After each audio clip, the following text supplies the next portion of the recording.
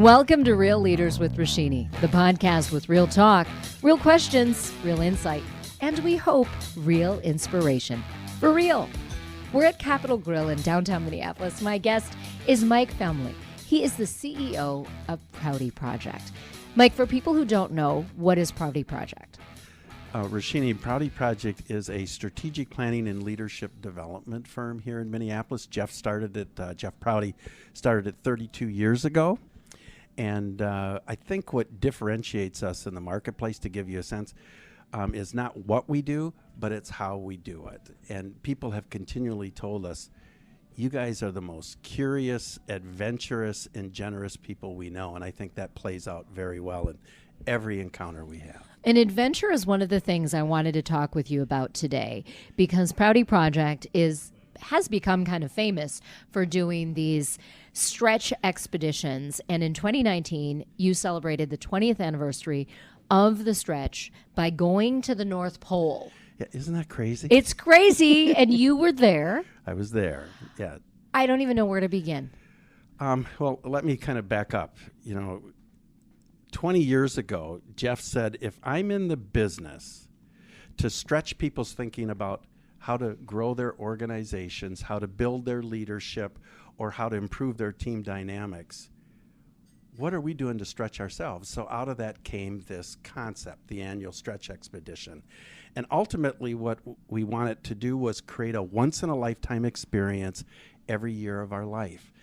And who would have thought 20 years from then, we're still doing this, and we have, Jeff's a small-town boy from Iowa. I'm a small-town boy from southeast Minnesota.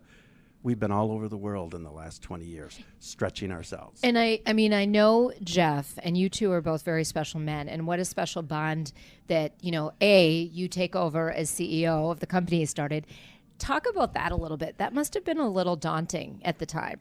Well, obviously, but he is one of the most creative people I've ever met, and he does exactly what he says he's going to do. And he had wanted to take some time off to take his little girls, they're both adopted, Shay and Paige, from China, to spend some time there. So he was going to be away from the firm for a level of time.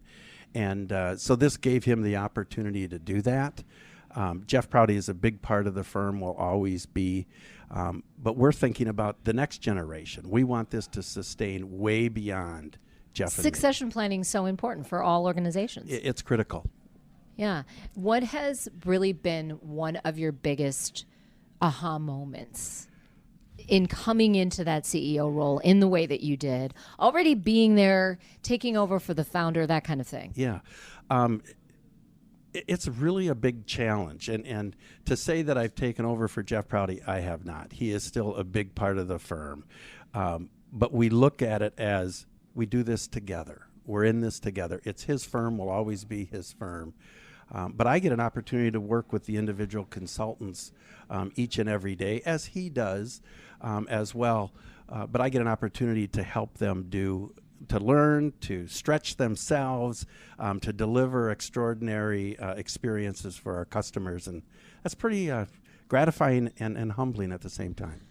I want to get back to the North Pole. Yeah. So you have this group that goes. You're also meeting some people who aren't part of your group. Yes. Give people the visual on just that journey. You're on a ship. You weren't in some kind of luxurious situation. So, imagine this. If somebody told you that going out truly in the middle of nowhere, where all you could see is white, snow, ice, and the like, could be an exciting and compelling experience, I'm not sure I would have even believed you. But I've had that experience now, and it has defined some things in my life. Maybe it's where I'm in my career right now, but it's defined for me a path to an even more exciting future. So here's the thing. 120 tourists board the world's largest nuclear-powered Russian icebreaker. Wow, that's a mouthful. So there's 120 of us. There's 120 sailors, all speak Russian, and 60% or about 70% of these tourists are Chinese. And the rest of us are split between Europeans and Americans. So as I thought about this, was the stretch for me this year going to be going to a place I've never been to? Yes, that's a stretch. Is it going to meet lots of different people from different countries? Yes. Or was it to be away from my cell phone and the internet for 14 days? Think about that. Have you ever done it, Roshini? I have not done that. And that created space in my mind to think differently, to really stretch myself, and that was really cool. So you're all together on this big icebreaker. It's 500 feet long. It has a helicopter pad on the back of the ship. It's 100 feet wide, but it is all metal. It is not a luxury cruise ship. And off we go. Wow. And I have seen some video. We'll have to share that with our listeners online because the visuals are breathtaking. They are. They are. If you can imagine this ship in the front that's cutting through ice, 7 feet, 10 feet, near the North Pole, 12 feet thick, like a knife going through butter. Think of a knife going through styrofoam. And you get a sense for the pressure of the currents underneath that ice. The ship cuts through it, but the ice actually turns over so you can see along the side of the ship 10 feet of blue ice. Wow. Maybe 4 feet, 6 feet of blue ice, because the sunlight can go down about that far. And when it's able to do that, photosynthesis happens. Here's the science part of the project that I didn't know. And that creates little organisms, and little fish eat little organisms, and bigger fish eat little fish, and seals eat bigger fish, and then the polar bear eats the Wow, seals. the whole circle of the life. whole circle of life, yeah. And the North Pole is an actual place on the globe. Well, great question. It is in the middle of the ocean, the Arctic Ocean. So if you were to look down from the top of the Earth, what you would see is water, ice, but water surrounded by land. So think of Alaska, Canada, Norway, Finland, and the majority of it, Russia. Like 45% is bordered by Russia. This is different than if you were to look up onto the Earth and you would see a landmass, Antarctica, completely surrounded by water. Two different environments. With the South Pole. With the South Pole. Right. If from the North Pole. Wow. Yeah. So it's in the middle of nowhere. And you get there, and was there jubilation when you actually arrived? You won't believe this, Roshini, but we got there at 2:30 in the morning. And at this point, as I said, the ice is about 12 feet thick. The depth of the water is 4,200 meters, which is about 13,600 feet deep. Wow. Can you imagine that? I cannot. And so we stopped the ship. The sailors and shipmates bring everything out. We had a barbecue on the North Pole. We did not have fish. We had bratwurst and burgers. Can you believe that? I love it. Unbelievable. And we got an opportunity to actually do a polar plunge, the ultimate polar plunge. The ultimate. At the North Pole. And so they had these little black rubber rafts that they kept circling to keep the water free from ice. And one by one, we would jump in. Now, we were tethered, thank God, because of the strong currents, and you wouldn't want to go underneath that ice. That is not where you want to go under. Not at all. But we did it. Jeff did it, and his girls did it. It was pretty spectacular. That is amazing. What is your advice for people who may not be able to get to the North Pole, but they really want to stretch? They want to try something new. Yeah, it's such a. Is it a mindset first? It is. It is a mindset. It's at the core of everything we do, and so I would just say be open. And try it and see what you might learn. That's where the value of curiosity is so important to Prouty and to our consultants. It's the power is in the question, not necessarily the answer. So maybe the first stretch might be to go to Montana or to go to Alaska or Texas even. Yeah. For a guy like me who grew up in southeastern Minnesota, who started my career in public accounting, now, this was a number of years ago. The first time I'd ever been on an airplane was when I left Minneapolis to go to Kansas City for training. Wow. that was a stretch. That was a for stretch me. at that time. For many people who I started with, it was not a stretch. And I think that's the key. What's your stretch or mine? They don't have to be the same thing, but they can be just as powerful. Right, and there's no judgment. No judgment. I think it's your own intensity and your own outlook. Yeah. And expanding horizons. It's interesting to learn, Mike, that now that you have 3 grandkids and perhaps counting, so at this point, 3 grandkids, being at the North Pole, they sort of had an effect even though they weren't there with you. Yeah, I'm glad you raised that because one of the reasons I went to the North Pole is I wanted to create my own view on climate change. We hear a lot about it in the media, and there's people on both sides of that. Having these 3 grandchildren has made an impact on me, and quite frankly, I'm almost embarrassed to say, I really didn't think a lot about it before these children came into my life. You didn't think about climate change? I didn't think about climate change, but now I do. And I, having sat there with world-renowned experts in climate change and Arctic history and birds and the plants and stuff for 14 days on a ship. I mean, I took 61 pages of notes. I've concluded that we each have a responsibility to reduce our carbon footprint. There's no question in my mind we do have an impact. I also learned that there are forces that are so great beyond us that will have influenced our climate change. I didn't care about the dinosaurs, right? I really didn't. And then the Ice Age came. Well, I think we're seeing that cycle, but it's a million-of-year cycle. That said, I'll repeat that, we each have a responsibility to reduce our carbon footprints. You learned a lot. The other piece with stretch is that sometimes it can happen in our own homes. Yeah. And I think a huge win in your life is that you've been married now for more than 35 years. And Can you tell? No, I read that. I can't, did? I mean, Yeah. I couldn't just look at you and tell that. But once I learned it, I thought that is a huge milestone. That is something to celebrate. There had to have been ups and downs. But how do you keep something like that going? Yeah. The first answer is I've been blessed by the woman who said yes to me. I never thought she would. It took a long time, but she did.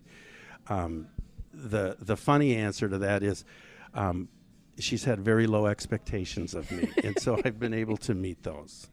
But she is the light of my life, and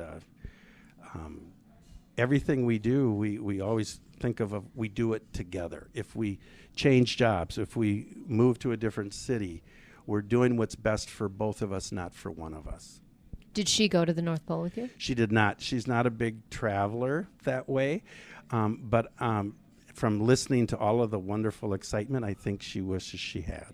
All right. There's always She'll come next stretch. year. Yeah, exactly. What is your advice for keeping it real and keeping it sexy in a marriage? That's a great question. I think continue to being open and honest with each other, but also to create surprises, to think a little bit differently, and to create extraordinary experiences whatever we can. Or even if they're ordinary, make them extraordinary. What are some of the surprises she's created for you? Oh my gosh. She's the pragmatic one, and I'm the idea one. So I would say a lot of surprises she's given to me are ideas that have been floating that I never thought would take, but that she'll grab it and come up with it. Maybe helps to make it more of a reality. Yeah, she's the realist in our relationship. I know something that you would like to make real is a broader knowledge or production to the world of your not-so-secret passion for the Star-Spangled Banner. I am a How would you know patriot. that? I'm Yes. a patriot, but I was quite fascinated learning this fun fact about you. Do tell. Okay. Jeff and my goal, or I should say my goal has been to sing the Star Spangled Banner at one of our sports teams events. And several of them are our clients, so we've had an opportunity to casually ask, and we've been politely said, "You're not ready yet. Send us a tape." We're not going to do that. And so when my daughter Lauren was married, I asked her if we could sing. The Prouty Project could sing the Star Spangled Banner. That's a big ask for someone's it's a wedding. big ask after the father-daughter dance, but she initially said no, that wasn't appropriate, and then she said yes. And it was wonderful. And we had everyone in the room standing. There were veterans that we recognized, hands over their heads, singing the Star Spangled Banner. We repeated it when our son Charlie got married a couple years ago, and he said yes right away. But at the last minute, he said, it would cost you $500 that we're going to give to the charity. And I said sold. And so we got the band, so to speak, back together again. It is on tape. And if there are any of our professional sports team that would like that, we'll be sure to send it to them. All right. So first, the daughters and sons' weddings. Maybe next, Target Field, Yankee Stadium.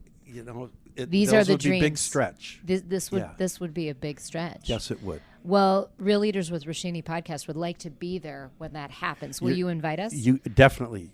You are invited. I can't wait to hear that. Oh, you got me so excited. That's great. Good. I'm so excited for that. All right. So that is a very important song. And it's, I think, anyone you hear it, you just sit up a little straighter. But if there were a theme song for Mike Felmlee's life, what might that song be, Mike? A theme song for my life.